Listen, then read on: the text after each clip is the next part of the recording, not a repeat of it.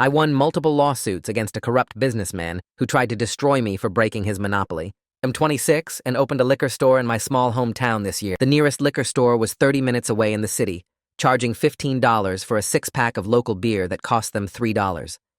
Highway robbery, but they had a monopoly. My friend's mom was president of the local bank. With COVID, we're desperate to give out business loans. Great rates right now. I pitched my idea. Undercut the city store's 80% markup with my 40% markup. Still profitable, but fair. Got the loan, bought the old bank building, hired my dad, general contractor, for renovations. Opened in May. First week, $4,000 profit. The location was perfect, near a national forest, tons of weekend tourists. My girlfriend and I worked 12-hour days, but it was worth it. 3 weeks after Memorial Day, an old guy walked in. Friendly at first, then offered to buy my store. The amount wouldn't even cover my loan principal. "You'll be sorry you rejected that offer," he said, leaving. A month later, I got sued for libel by someone I'd never heard of. Googled him. It was the old guy. Turns out he owned both liquor stores in the nearby city and sat on city council. Further digging revealed the city had an ordinance. Any business institution that does not fulfill the definition of a restaurant, tavern, or liquor dispensary will be excluded from obtaining a license for the sale of alcohol. Guess who headed the liquor license board? Same guy. Small-town corruption at its finest. My uncle's a lawyer in a neighboring state. I called for advice. "Hang on. I gotta make a call." He hung up. Hours later, "My partner and I will take your case pro bono." Turns out my uncle was licensed in 3 states. The libel suit claimed my newspaper ads damaged his reputation. 3 weeks later, case dismissed. My uncle warned, he'll try again. The next day, I got served again. Same lawsuit, but now I was the defendant personally, not my business. 4 weeks later, dismissed. Over 3 months, I was sued 5 times. Before the 5th hearing, we had a settlement meeting. Judge, both lawyers, the guy, and me. "Is there any way to stop this cycle of faulty litigation?" the judge asked. His lawyer handed over an offer. "You should be happy I'm offering anything instead of suing you into bankruptcy and buying that crap hole from the bank." The judge, bailiff, and his own lawyer stared at him in shock. He'd admitted the real reason for the lawsuits. My uncle smiled. "Actually, I've taken all my nephew's cases pro bono. He's only spent gas money, and your outburst just guaranteed a lawsuit." The case was dropped days later. We're now preparing to sue him. I want to go big, get press attention. My uncle says we need to be careful not to appear vindictive. Last week, things escalated. A health inspector showed up. Anonymous complaint about rats. No rats. But he found violations, a slightly crooked shelf, a light bulb that was too dim. $500 in fines. Next day, another inspector. Fire safety, more mysterious violations. Another $500. Then the police. Reports of underage sales. I card everyone, even obvious seniors. They watched for 3 hours, found nothing. This continued daily. Building inspector, OSHA, even someone claiming to check our signage permits. My girlfriend quit. I can't handle this stress. My dad called. "Son, maybe you should just sell." But I'm stubborn. Then came the letter from my bank. They were calling in my loan early. Unusual account activity and multiple city violations make you high risk. My friend's mom called me personally. "I'm so sorry. The board overruled me. Richard Brennan sits on our board too." Richard Brennan, the corrupt businessman. He was on my bank's board. I had 30 days to pay the full loan or lose everything. My uncle filed an emergency injunction, but the judge assigned to our case played golf with Brennan every Sunday. Motion denied. I was finished. No loan, no business, probably bankruptcy. Then yesterday, a woman walked into my store. Professional, 50s, serious expression. "Mr. Davidson, I'm Agent Sarah Huffman, FBI. We need to talk about Richard Brennan." "FBI? We've been investigating him for 2 years. Racketeering, bribery, tax evasion. Your case gave us the final pieces." "I don't understand." "We need your cooperation. Wear a wire." He'd never talk to me. "He will if you agree to sell. Your store's success is tanking his profits. 3 of his managers quit to apply here." "And if I help?" "We arrest him, you get your business back, plus whistleblower reward, 7 figures. She slid me a document. Brennan wasn't just corrupt. He ran interstate smuggling through his liquor network. There's one more thing. Your uncle's former DOJ. He called us day one. What? My phone rang. Uncle Jim. Hey, kiddo, Agent Huffman there? Uncle, what the hell? I've been hunting Brennan for 15 years, ever since he got my partner disbarred. Your partner? Your Aunt Linda? She was a judge, refused to rule in his favor. He destroyed her career. She killed herself 3 years later. I never knew Aunt Linda was a judge. This was all a setup? No, your business is real. But when Brennan showed up, I knew we had our chance. Agent Huffman stood. The wire. Tomorrow? I looked at the FBI document. At the bottom, highlighted, Richard Brennan, connected to disappearance of Judge Linda Marius. My aunt didn't kill herself. I stare at the FBI document, my hands shaking as I read the highlighted section again. Richard Brennan, connected to disappearance of Judge Linda Marius. The words blur together. My aunt didn't kill herself. Uncle Jim's voice comes through the phone speaker, calm and measured, like he's been waiting 15 years for this exact moment. Agent Huffman stands across from me, watching my face, probably reading every emotion I'm trying to hide. The document lists dates, locations, witness statements. There's a photo of Aunt Linda clipped to the corner. She's smiling in her judge's robes, confident, alive. I never knew her. She was just a name at family gatherings, a tragedy nobody talked about.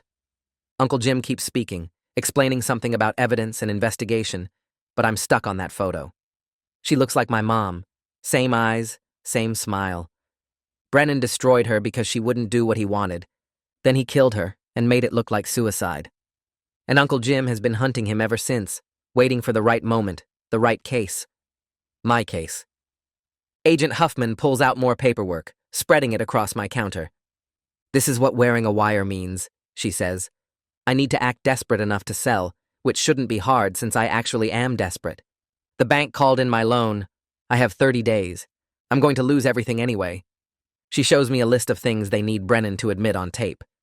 It's longer than I expected. Specific phrases about the lawsuits, the inspections, the bank board interference. She needs him to connect the dots himself, to explain how he used his government positions to run his smuggling operation. The list has checkboxes next to each item like a grocery list. Get Brennan to admit he filed false lawsuits. Get him to discuss bribing inspectors. Get him to explain his interstate network. Each checkbox represents years in federal prison if we can make this work. I hang up with Uncle Jim without saying goodbye. Agent Huffman looks at me, waiting. I need time to think about this, I tell her. She shakes her head. Brennan might disappear if he suspects federal investigation. We've been watching him for 2 years.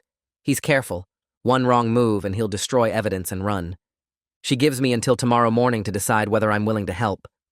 Then she pulls a business card from her pocket and leaves it on my counter next to the documents. The card is plain, just her name and a phone number. No FBI logo, no official markings. She walks to the door, pauses, looks back at me. Tomorrow morning, she says. After that, we move without you, and you lose your business anyway. The door closes behind her. I stand alone in my store surrounded by shelves of liquor bottles that might not be mine much longer. The card sits on the counter. The photo of Aunt Linda stares up at me from the document. I pick up my phone to call someone, anyone, but I don't know who to call. My girlfriend left. My dad told me to give up. My uncle has been using me for revenge. I'm completely alone in this. That night I can't sleep in the apartment I'm renting since losing my house felt inevitable. The place is small, furnished, temporary. I never unpacked the boxes in the corner because I knew I wouldn't be here long. I keep thinking about Aunt Linda, trying to remember her from childhood. There's a vague memory of a woman at Thanksgiving, laughing at something my dad said. Was that her? Or am I making it up because I want to remember? I wonder if Uncle Jim ever actually cared about my business or just saw an opportunity when Brennan showed up. Maybe both. Maybe he cared and saw opportunity and didn't see a difference. I stare at the ceiling. The apartment above me has someone walking around, footsteps crossing back and forth. It's past midnight. I check my phone. No messages. I pull up old family photos on social media, scrolling through my mom's albums. There she is, Aunt Linda at a family reunion. Nobody should have to deal with what Brennan put us through. She asks what I'm going to do. I don't know, I say. She tells me she knows I'll make the right choice, whatever that is. We hang up. I still can't sleep.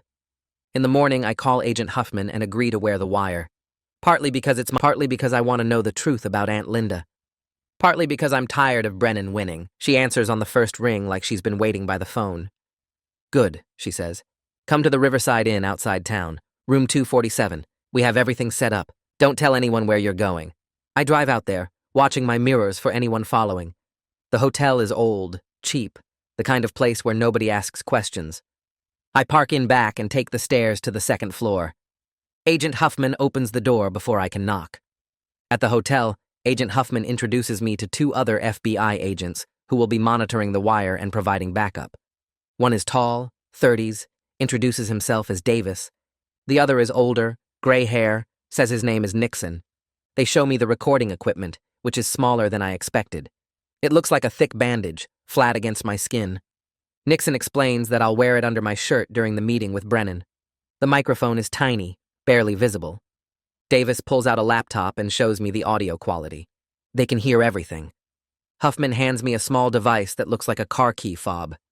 Panic button, she says. Press it if things go wrong and we're coming in. I put it in my pocket. Nixon starts taping the wire to my chest, positioning it carefully. He tells me not to touch it, not to adjust my shirt, to act completely natural. The tape pulls at my skin. I can feel the weight of it, strange and foreign. The agents spend 3 hours coaching me on what to say and how to guide the conversation without being obvious. Huffman plays Brennan, sitting across from me at the hotel room table.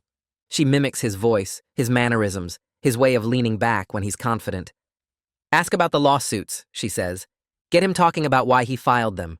Lead him to explain his strategy. We practice over and over. Davis critiques my performance, tells me I'm being too aggressive, too obvious. Brennan is smart and will be suspicious, he says.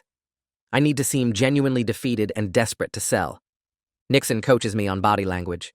Don't lean forward, don't make too much eye contact, keep my shoulders down. Look beaten, look like I've given up. It's not hard to tap into that feeling because part of me has given up. Agent Huffman explains that they already have evidence of Brennan's interstate smuggling operation, but need him to admit to the local corruption and intimidation tactics. The smuggling charges alone won't stick without proving he used his government positions to make the operation work. They need him to connect the dots. They need him to explain how being on city council, on the liquor license board, on the bank board, all served his criminal enterprise. She shows me more documents, more evidence they've collected. Financial records showing money moving between his stores and shell companies. Shipping manifests that don't match inventory. Testimony from his former employees about illegal products moving across state lines. It's all there. But without the local corruption piece, a good lawyer could argue he's just a businessman who made some mistakes. They need the whole picture. They need him to admit he used government power for criminal purposes. I practice the conversation over and over with Davis playing Brennan while Huffman and Nixon critique my performance. They keep telling me to seem more broken, more willing to accept whatever he offers. Davis is good at playing Brennan. Too good. He leans back in his chair, smirks, makes lowball offers.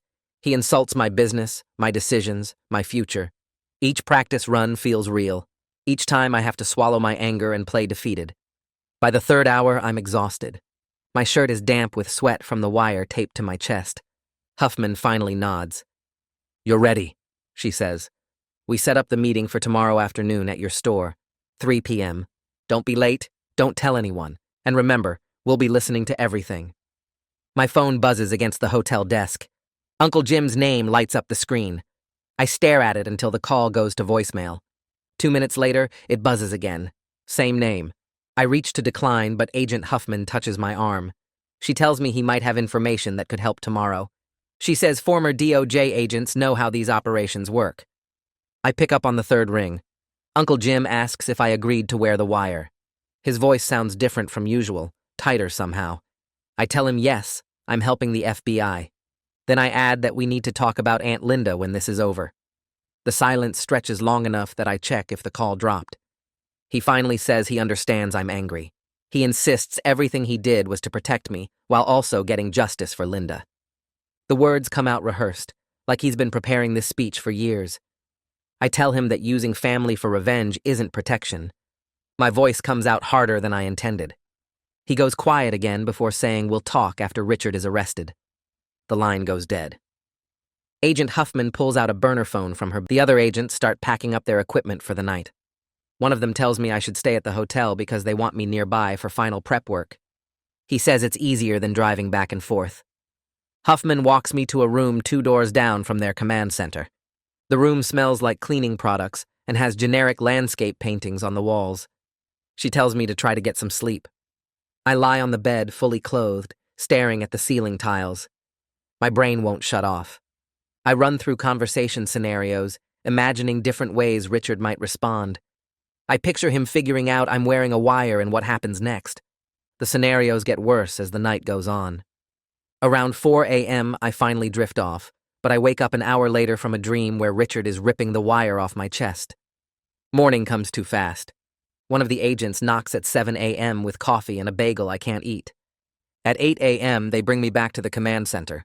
The senior agent, whose name I still don't know, tells me to take off my shirt.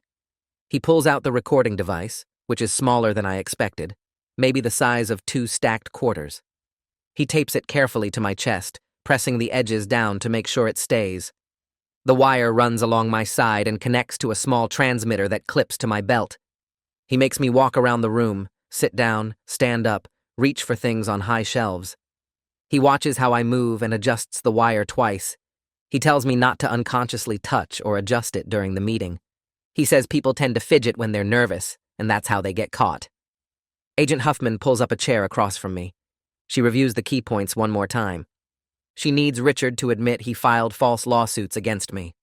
She needs him to explain how he used his government positions to harass me. She needs him to confirm he influenced the bank through his board position. She emphasizes that I need him to explicitly connect these actions to forcing me to sell. She says the connection is what makes it racketeering instead of just corruption. The other agents drill me on specific phrases that might get Richard talking. They tell me to act defeated but not suspicious. They say I should seem grateful he's still offering anything at all. We practice until my responses sound natural. At 2 p.m., I get in my car. 2 FBI vehicles follow at a distance, far enough back that they won't be obvious. Agent Huffman, she tells me to breathe normally and trust the equipment. I pull into the parking lot behind my store. The building looks different somehow, smaller maybe. My hands shake as I unlock the back door. Inside, everything is exactly how I left it yesterday. I start straightening shelves even though there are no customers and the shelves don't need straightening. My hands won't stop shaking. I keep reminding myself to breathe normally. I catch myself reaching for the wire under my shirt and force my hand back down. The clock on the wall ticks toward 3 p.m. Each minute feels like it takes an hour. At exactly 3 p.m., Richard's Mercedes pulls into the parking lot. I watch through the window as he gets out, adjusting his jacket. He walks in with the same confident smile he had during our first meeting months ago. He looks around the store slowly, taking in the shelves and the layout. He comments that it's a shame I couldn't make it work. His voice has that fake sympathy that makes my skin crawl. I force myself to nod in agreement. I tell him the bank called in my loan and I'm out of options. The words taste bitter, but I keep my voice flat and defeated. He sits down at the small table I use for paperwork, the chair creaking under his weight. He asks what I'm willing to accept. He pulls a folder from his briefcase, the papers already prepared. The offer is sitting right there, typed up and ready for my signature. I look at the number on the paper. That won't even cover half of what the bank is calling in, let alone give me anything to start over with. I tell him that's not enough to cover my debts, and he shrugs like he's talking about the weather. He says that's what happens when you refuse reasonable offers and force people to take drastic measures. The way he says it makes my stomach turn. I ask him what he means by drastic measures, trying to keep my voice steady even though my hands are shaking under the table. He leans back in his chair, and this satisfied smile spreads across his face like he's been waiting for me to ask. He starts listing everything he did, the lawsuits, the inspections, talking to the bank board, and he's not even trying to hide it. He sounds proud, like he's explaining a clever business strategy instead of admitting to destroying someone's life. He talks about each lawsuit like it was a chess move, describing how he filed the first one knowing it would get dismissed, but also knowing it would cost me time and stress. He admits that filing multiple lawsuits was designed to drain my resources and make me desperate, and that he never expected to win any of them. The goal was always to force me into this exact situation where I'd have to sell for whatever he offered. I can feel the wire taped to my chest, and I'm terrified he'll somehow notice it, but he just keeps talking. I ask about the daily inspections, and he actually laughs. He says he has friends in every department who owe him favors, people he's helped out over the years, or given campaign money to, or just done business with long enough that they'll do what he asks. He describes calling in those favors to make my life miserable, sending inspectors to find violations that didn't matter, writing up citations for shelves being slightly crooked or light bulbs being dim. Agent Huffman's voice comes through my earpiece so quietly, I almost miss it, telling me they're getting everything on tape and I'm doing great. Richard keeps going, explaining that he's been running liquor distribution in this region for 20 years, and he's not about to let some kid with a business loan mess up his operation. He talks about his network like it's completely normal, mentioning how he moves product across state lines and has connections in 3 states that help him avoid taxes and regulations. I push him on the bank loan being called in early, acting like I'm just trying to understand how everything fell apart so fast. He confirms that he used his position on the bank board to pressure them into declaring me high risk. He says it was easy once he showed them all the inspection violations, even though he's the one who arranged those violations in the first place. He leans forward now, his elbows on the table, and tells me I should have taken his first offer because now I'm losing everything anyway. The only reason he's offering anything at all, he says, is because buying the building from the bank would take a few extra weeks, and he wants to reopen under his own name right away. He's already got plans for the space, already hired managers, already printed new signs. I force myself to ask if he did the same thing to other people who tried to compete with him, and his expression changes. It gets darker, harder, and for the first time I see something mean in his eyes. He mentions 2 other businesses that tried to open in the area over the years, both of which closed after having similar problems with inspections and licensing and mysterious financial troubles. He makes it clear he has no regrets about any of it, that this is just how business works when you're protecting your territory. Agent Huffman's voice comes through again, telling me I have enough and I should wrap it up safely. I tell Richard I need a day to think about his offer, that it's a big decision, and I want to make sure I'm doing the right thing. He stands up, straightening his jacket, and says, "I have until tomorrow morning." After that, the offer disappears completely, and he'll just wait for the bank to foreclose. As he walks toward the door, he turns back like he just remembered something. He mentions that he heard I have a lawyer helping me, some family member who thinks he can fight this. Richard says it doesn't matter because judges in this county know who really runs things, and he's made sure my emergency injunction was denied. He's still smiling when he walks out the door. I watch him stand there, straightening his jacket like he just closed a normal business deal, and something in his face shifts. He gets this look, almost proud, like he wants me to understand how clever he's been. He mentions Judge Guthrie by name, saying they go way back, that they're close friends who help each other out. He talks about doing favors for the judge over the years, making problems disappear when needed, smoothing things over with people who might cause trouble. My hands grip the edge of the table because I know this is it. This is exactly what Agent Huffman needed on tape, proof that he's been corrupting judges and not just harassing me. He keeps talking, explaining how judges in this county understand how things work, how they know who really runs the show around here. I force my face to stay neutral, even though my pulse is hammering in my ears. He finally stops talking and heads for the door, turning back one more time to remind me I have until tomorrow morning. The second he walks out, I hear car doors opening outside. Agent Huffman comes through the door with 4 other agents behind her, all of them moving fast and professional. She walks straight to me and says, I did perfect, that they got everything they needed on tape. One of the agents is already on his phone, talking fast to someone about arrest warrants and evidence. Another agent is setting up a laptop on my counter, pulling up files and recordings. Agent Huffman explains they're coordinating with federal prosecutors and local police right now, that they'll arrest Richard at his home tonight before he has time to destroy evidence or run. She's talking quickly, giving orders to the other agents, making calls, and I just stand there feeling like I'm watching. She says that should be enough to get the bank to back off while the investigation continues. My phone rings, and I see Uncle Jim's name on the screen. Agent Huffman nods and tells me to answer. Then she taps something on her phone, and suddenly Uncle Jim's voice is coming through her speaker too. He sounds excited, almost breathless, telling me I did great out there. He says Linda would be proud of me, that I got Richard to admit things they've been trying to prove for 15 years. I don't say anything back to that. I'm still angry that he used me, that he never told me the truth about any of this. Requested Reds is on Spotify now. Check out link in the description or comments. Agent Huffman is watching my face, and she must see something there because she takes the phone and starts talking to Uncle Jim about next steps and legal procedures. The other agents are packing up equipment and making more calls. One of them is talking about getting a judge to sign off on the arrest warrants within the next hour. Agent Huffman hands my phone back and tells me I need to go to the hotel where they had me staying before. She says I can't be here when they arrest Richard, that I need to be somewhere safe in case he has people watching the store. I lock up and follow one of the agents to an unmarked car. We drive to the hotel in silence, and he walks me up to the room, checking inside before leaving me alone. I sit on the bed and finally pull the wire off my chest, the tape ripping at my skin. My hands are shaking now that it's over. I turn on the TV but can't focus on anything. Agent Huffman texts me updates every 30 minutes. The first one says they're moving into position.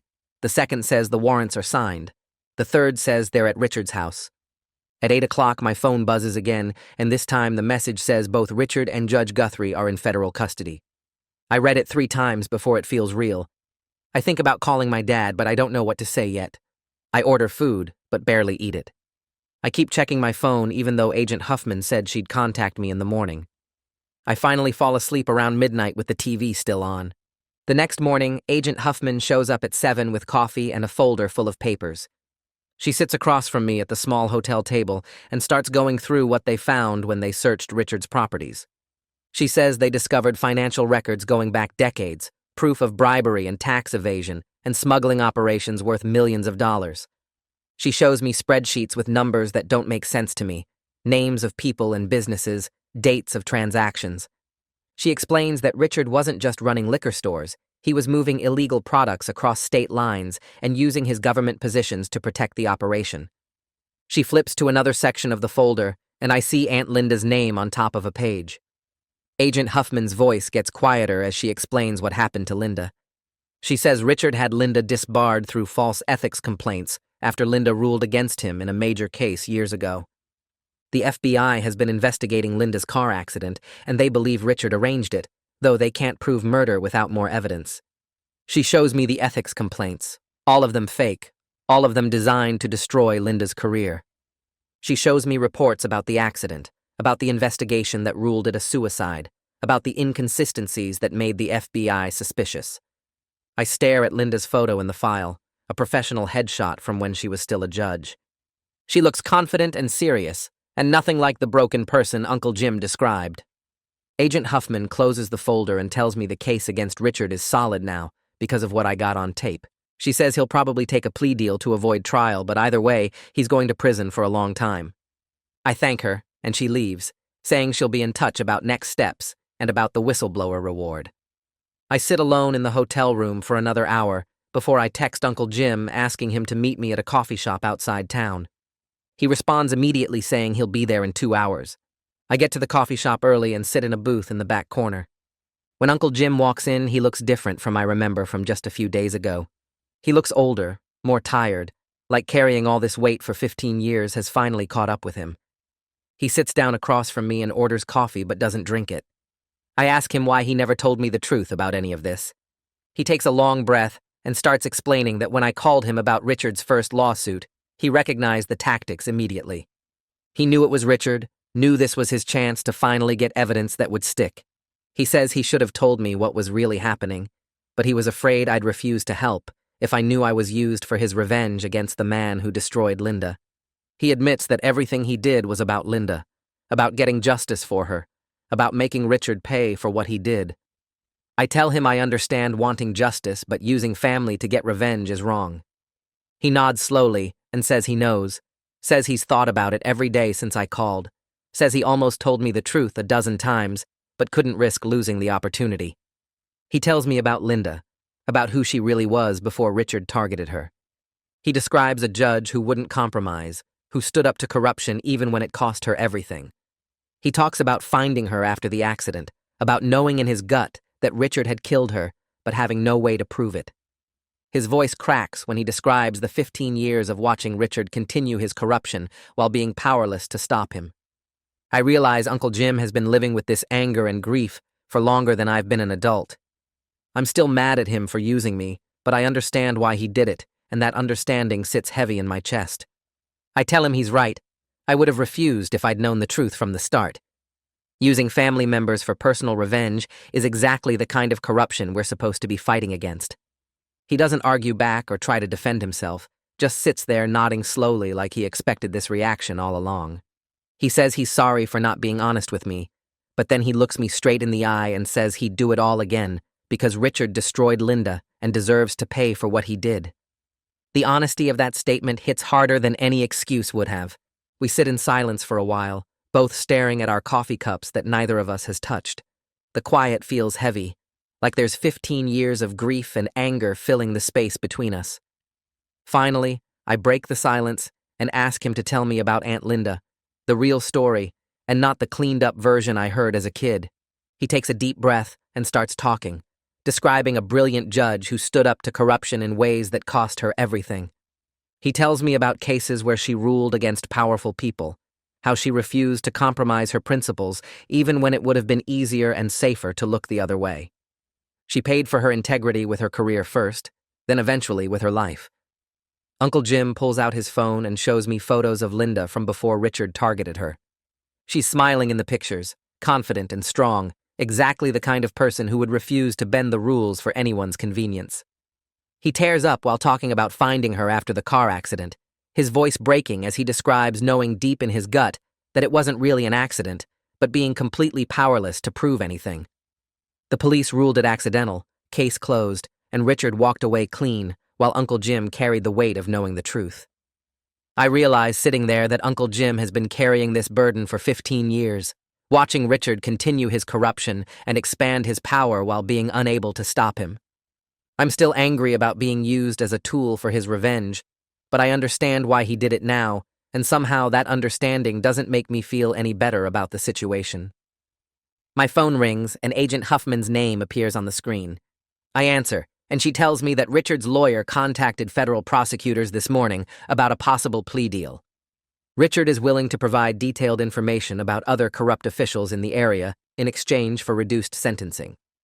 She explains that his cooperation could expose an entire network of local corruption involving people we haven't even identified yet. The investigation might expand to include city council members, county officials, and business owners across 3 states. I thank her for the update, and she says she'll keep me informed as things develop. An hour later, my friend's mom calls. Her voice sounds shaky and upset as she apologizes for what happened with the loan. She explains that the bank board held an emergency meeting yesterday and voted to reverse the early loan call based on FBI evidence of illegal interference.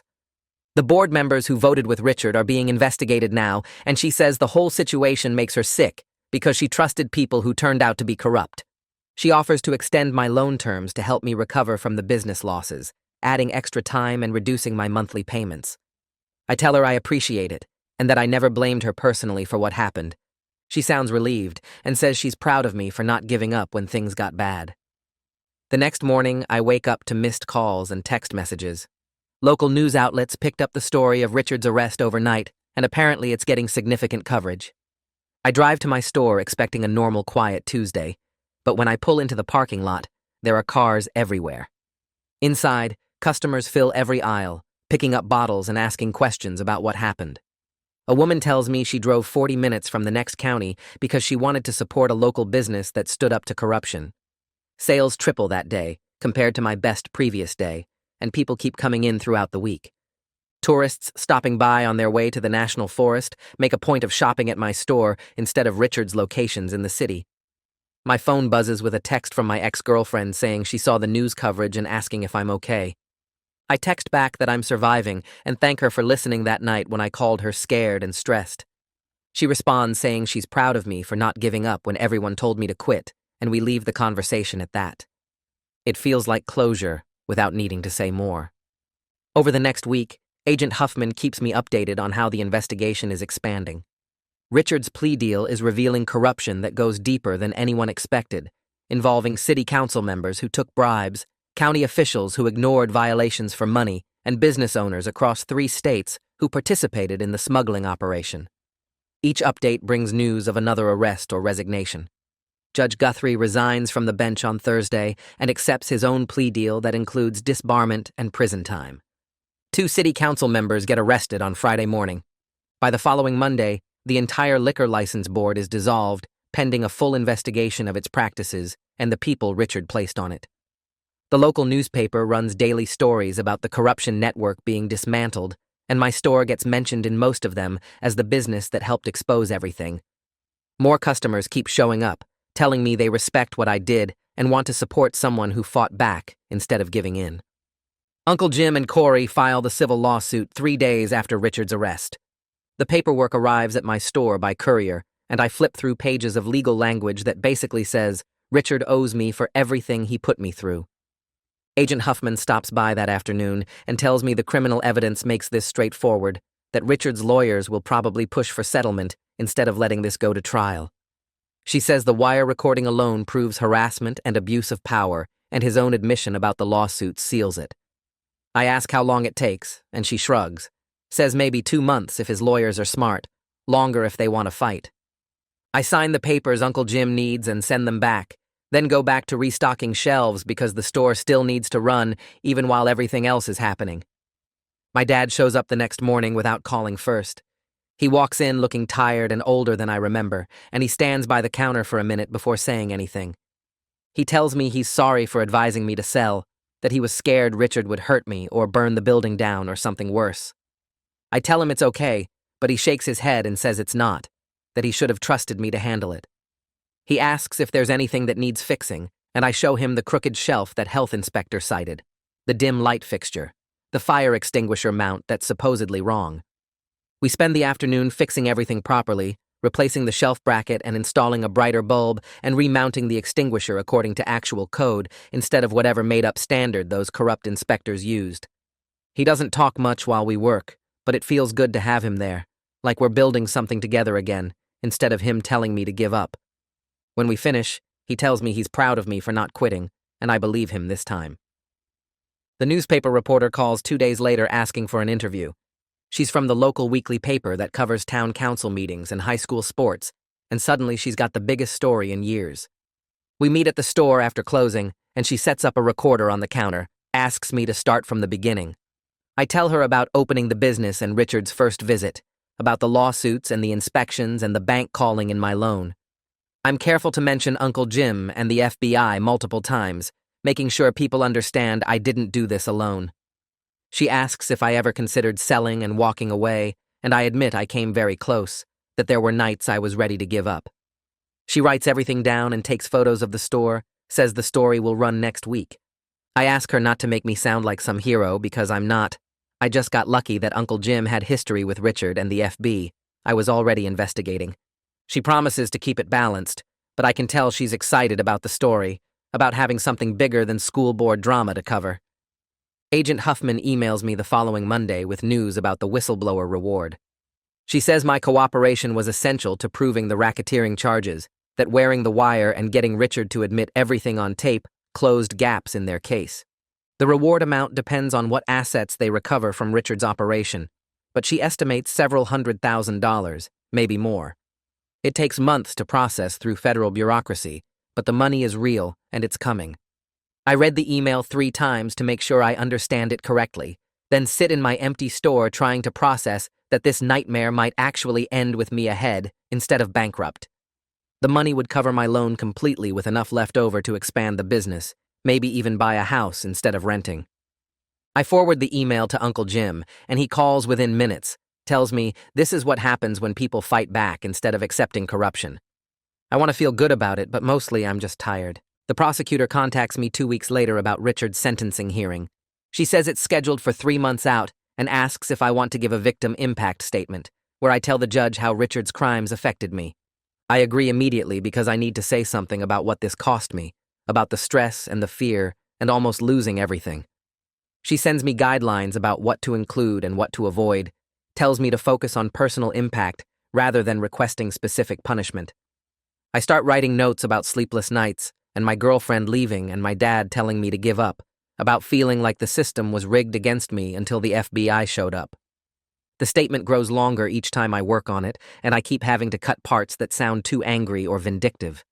The prosecutor reviews my draft and says it's good, but needs to be shorter, more focused on specific harm rather than general frustration.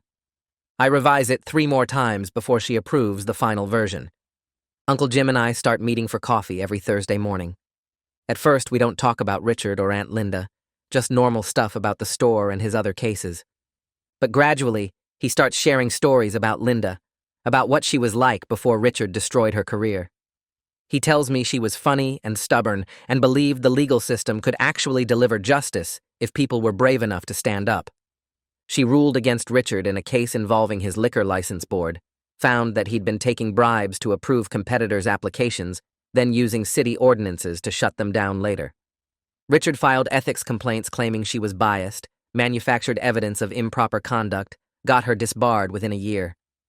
Uncle Jim's voice breaks when he talks about finding her after the car accident, about knowing it wasn't really an accident, but having no way to prove Richard was involved. I listen and realize my uncle has been carrying this weight for 15 years, watching Richard continue his corruption while being unable to stop him. Our relationship will never be the same because I know he used me, but I understand why he did it, and that makes it harder to stay angry. We're finding something new between us, not quite trust, but maybe respect for what we both survived. The civil lawsuit settles 6 weeks after filing. Richard's lawyers contact Uncle Jim with an offer that covers my remaining loan balance, all legal fees, and $200,000 in damages for business losses and emotional distress. Uncle Jim says we could fight for more, but it would take months, and Richard might hide assets while we wait. I tell him to take the settlement because I want this finished, want Richard's money out of my life so I can move forward. The paperwork takes another week to finalize, and then the money hits my bank account in one massive transfer. I pay off the business loan the same day and watch my debt disappear from the bank's website. My friend's mom calls to congratulate me and apologize again for the board's actions, says the bank has completely restructured how they handle board member conflicts. I thank her and tell her the loan actually worked out despite everything, that her initial faith in my business idea was what started all of this. The remaining settlement money sits in my account like a promise that I can actually build something here. I use $70,000 from the settlement to renovate and expand the store. Contractors knock out a wall to add more floor space, and I install new shelving for craft beer selection that tourists love. The local brewery in the next county agrees to stock their seasonal releases exclusively at my store, and I add a wine section featuring regional wineries that Richard never bothered carrying. The work takes 3 weeks, and I stay open during construction, which is chaos, but customers seem to enjoy watching the progress. I hire 3 employees to help manage the increased traffic, 2 college students who work evenings and weekends, plus a retired guy who wanted part-time work. Training them takes longer than I expected, because I've been doing everything myself for so long, but it feels good to delegate and focus on bigger picture stuff, like inventory and marketing. Sales increase 40% within the first month after renovation, and suddenly the business is profitable beyond anything I projected in my original loan application. The store becomes what I imagined when I first pitched the idea to the bank, a real community business, instead of just me grinding through 12-hour days. Richard's sentencing hearing happens on a cold Thursday morning in November. The federal courthouse is 2 hours away, and Uncle Jim drives us there together, neither of us talking much during the trip. The courtroom fills with people I don't recognize, probably other victims of Richard's schemes or FBI agents who worked the case. Agent Huffman sits in the front row and nods when I walk in. The judge enters and everyone stands. Then Richard is brought in wearing an orange jumpsuit instead of his usual expensive suit. He looks smaller somehow, less threatening than the man who walked into my store and tried to destroy everything. The prosecutor presents evidence and witness statements, and then it's my turn to read my victim impact statement. I walk to the podium with my printed pages, and my hands shake as I start reading. I describe opening my business with hope and excitement, then watching Richard systematically try to crush it through corruption and abuse of power. I talk about my girlfriend leaving and my dad telling me to give up, about lying awake at night wondering if I should just sell and walk away. I explain how his actions nearly destroyed my faith in the justice system, made me believe that corrupt people always win if they have enough power. My voice cracks when I mention almost losing everything, and I have to pause before finishing. The judge listens without expression and thanks me when I'm done. She sentences Richard to 12 years in federal prison, plus restitution to his victims, and I feel relief mixed with exhaustion wash over me. 12 years won't undo what he did to Aunt Linda or the other people he hurt, but it's something real, and it means he can't hurt anyone else for a long time. Agent Huffman catches me outside the courthouse after the hearing ends. She tells me the case is officially closed, that my cooperation helped dismantle a corruption network that operated for 2 decades. 15 people have been charged so far, including city council members and county officials, with more investigations ongoing. She says my willingness to wear that wire made it all possible, that without Richard admitting everything on tape, they couldn't have connected the local corruption to his interstate smuggling operation. I thank her for giving me the chance to fight back instead of just accepting defeat, and she smiles and says, I did the hard part by not giving up when everyone told me to quit. She hands me her card and tells me to call if I ever need anything, then walks back into the courthouse. Uncle Jim and I drive home in silence, both of us processing what just happened. Richard is going to prison, and I still have my business, and Aunt Linda finally got some measure of justice, but none of it feels as satisfying as I expected. Mostly I just feel tired and ready to move forward with my life, to run my store and stop thinking about corruption and federal investigations. The victory is real, but it cost me things I can't get back, and that's something I'll have to live with even as everything else gets better. 4 months after Richard's arrest, the whistleblower reward finally came through. $340,000 deposited into my account on a Tuesday morning, and I stared at the bank app on my phone for 10 minutes, making sure it was real. I paid off the business loan that same day, walked into the bank, and handed them a cashier's check for the full remaining balance. My friend's mom shook my hand and congratulated me, and I felt lighter walking out than I had in months. I used $50,000 for store improvements, new shelving and better lighting, and a proper point-of-sale system that didn't crash every third transaction. Another $100,000 went into a high-yield savings account earmarked for college funds, even though I didn't have kids yet and wasn't even dating anyone. The rest I kept for operating capital and emergencies because I'd learned the hard way that you never know when someone powerful might decide to destroy you. My friend's mom called me into her office 2 weeks later to talk about the bank's restructuring. The board had been completely overhauled after federal investigators found evidence of Richard's interference in loan decisions.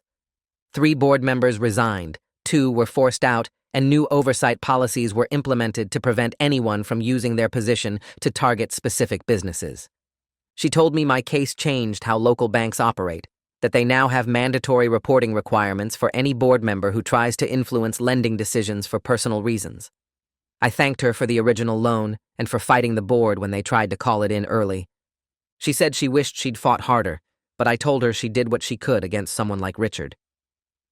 6 months after the arrest, Uncle Jim organized a memorial service for Aunt Linda at the church where she used to volunteer. I drove 3 hours to attend, arriving early to help set up chairs and arrange photos on a table near the altar. Family members I hadn't seen in years showed up, cousins and aunts and uncles who remembered Linda as the brilliant young judge she'd been before Richard destroyed her.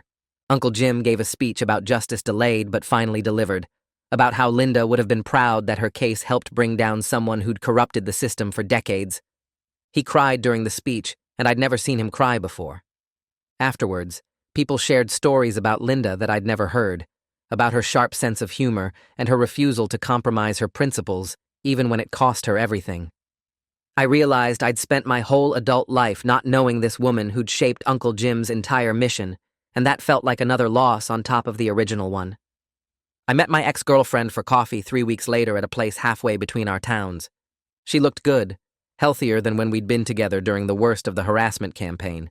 We talked about everything that happened, about Richard's arrest and the trial and the whistleblower reward. She told me she was dating someone new, a teacher she met through mutual friends, and that he was kind and stable and didn't bring federal investigations into their relationship. I was genuinely glad she got out before things got worse, before the wire and the arrest and all the complications that followed. We agreed to stay friends and exchanged numbers, and when we hugged goodbye in the parking lot, it felt like real closure instead of the messy ending we'd had before. The store's first anniversary approached in early May, and despite everything, I'd turned a profit that exceeded my original projections by 40%. The tourist season had been strong, and local support after Richard's arrest brought in customers who'd never shopped at my store before. I planned a celebration event with local vendors setting up booths in the parking lot, craft beer tastings inside, and a band playing covers on a small stage. I spent 2 weeks coordinating with vendors and getting permits and arranging for extra parking in the vacant lot next door. The event felt important, not just as a business milestone, but as a way to thank the community for supporting me when I could have lost everything. Uncle Jim helped me establish a small legal fund for other small business owners facing harassment or corruption, using $75,000 from my whistleblower reward. We named it the Linda Marius Justice Fund and set up a nonprofit structure with Uncle Jim and 2 other lawyers on the board. The fund would provide free legal consultation and, in some cases, pro bono representation for business owners targeted by powerful interests. Uncle Jim handled all the paperwork and legal setup, and we launched it quietly without press attention. It felt like turning pain into something that could actually help people, like making Linda's story mean something beyond just revenge against Richard. The anniversary celebration brought over 300 people to the store on a Saturday afternoon. Local officials gave speeches about standing up to corruption and supporting local businesses against monopolistic practices. The mayor, who'd been elected after 2 city council members were arrested in Richard's case, talked about rebuilding trust in local government. I stood near the beer tasting table watching people fill the parking lot and the store, families and tourists and locals who'd become regular customers over the past year. Someone from the local paper interviewed me, and I talked about the importance of fair competition and community support. I realized my business had become a symbol of resistance against the kind of power Richard represented, and that felt bigger and more important than just running a profitable store. That evening, after everyone left, I stood in my store looking at the shelves I'd stocked and the business I'd built and nearly lost.